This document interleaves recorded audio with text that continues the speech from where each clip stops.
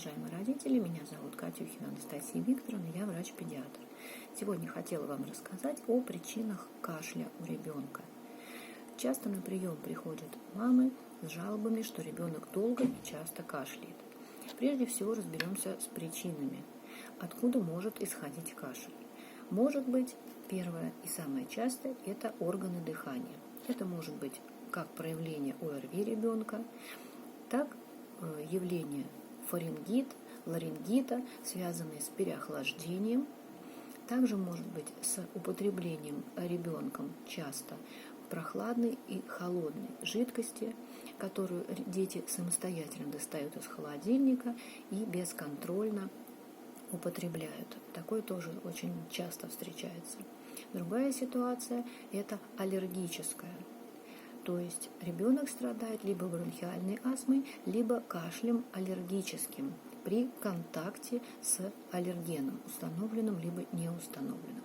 Еще одной причиной являются глисты, которые раздражают дыхательные пути и вызывают приступообразный такой или частый, или редкий кашель. Иногда он даже бывает в ночное время. Другой причиной кашля являются лор-органы, чаще всего увеличенные аденоиды или текущий аденоидит.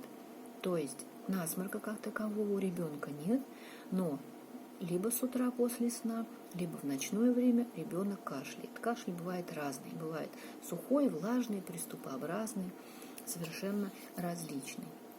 Поэтому здесь нам для диагностики, для уточнения причины кашля необходима консультация лор-врача.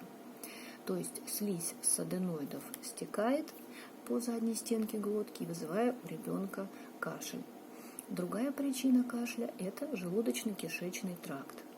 То есть дети помимо кашля еще также могут замечать у себя неприятные ощущения в области желудка, покалывание или жжение. Также характерна отрыжка после еды, либо воздухом, либо съеденной пищей. То есть причиной является заброс содержимого из 12-перстной кишки или из желудка вверх в пищевод. Называется это рефлюксом. Попадание пищи или частичков слизи из желудочно-кишечного тракта в ротоглотку вызывает у ребенка кашель. Также иногда они попадают и в дыхательные пути. Эту ситуацию нам поможет разрешить УЗИ брюшной полости, консультация гастроэнтеролога и при необходимости гастроскопия. Наблюдаться ребенок должен у гастроэнтеролога. Также причиной кашля может быть заболевание нервной системы. Это требует консультации невролога, иногда психиатра. Кашель может быть навязчивый, может быть иметь психологическую природу происхождения. То есть, например, ребенок, когда не хочет идти на какое-то занятие или что-то делать, он эмоционально приводит свой организм в возбуждение и начинается кашель. Это наиболее распространенные, разнообразные причины кашля. Те, которые часто встречаются в практике педиатра. Самое сложное, пожалуй, является кашель все-таки аллергической природы, потому что зачастую очень часто бывает сложно установить аллерген, на который реагирует ребенок. И, конечно, мы идем методом исключения. То есть мы исключаем острую текущую инфекцию, связанную с ОРВИ, или переохлаждением ребенка, или какими-то еще ситуациями. Консультация гастроэнтеролога с исключением проблем желудочно-кишечного тракта. Обязательно смотрим ребенка анализ крови на наличие эозинофилов. Можно учитывать результат иммуноглобулина Е, отвечающего за аллергию. Он тоже может нам подсказать, есть ли у ребенка проблемы в плане аллергии. И еще нельзя забывать, у детей маленького возраста это кашель, связанный с инородным телом. То есть зачастую дети в плане познания мира, каких-то предметов, кладут их в рот и могут проглотить. То есть либо в дыхательные пути попадают, либо в пищеварительный тракт. И ребенок из-за этого тоже может подкашливать. Такие случаи тоже бывают. И еще, уважаемые родители, обратите внимание на ситуацию, когда ребенок постоянно жалует, что у него болит горло. Такие тоже случаи были в моей практике. И когда начинаешь разговаривать с ребенком, как он спит, плохо, хорошо, просыпается или нет, чем он дышит.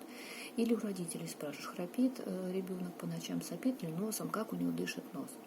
И зачастую мы слышу такой ответ, что ребенок плохо спит по ночам, у него часто открыт рот, то есть носом он не дышит или храпит.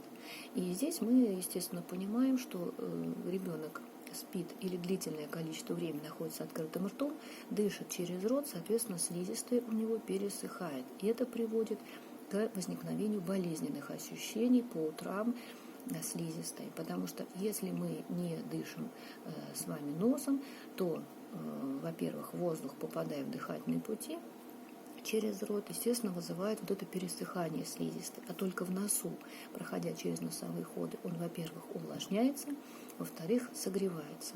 Поэтому, уважаемые родители, обратите на это внимание. То есть причин кашля может быть самое-самое множество.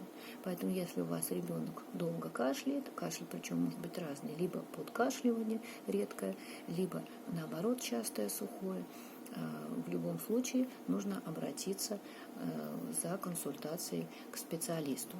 Если у вас есть какие-то вопросы, связанные с кашлем или с состоянием, например, носовой полости, длительным насморком, я приглашаю вас на бесплатную консультацию. Также могу ответить на вопросы в ваших сообщениях или комментариях.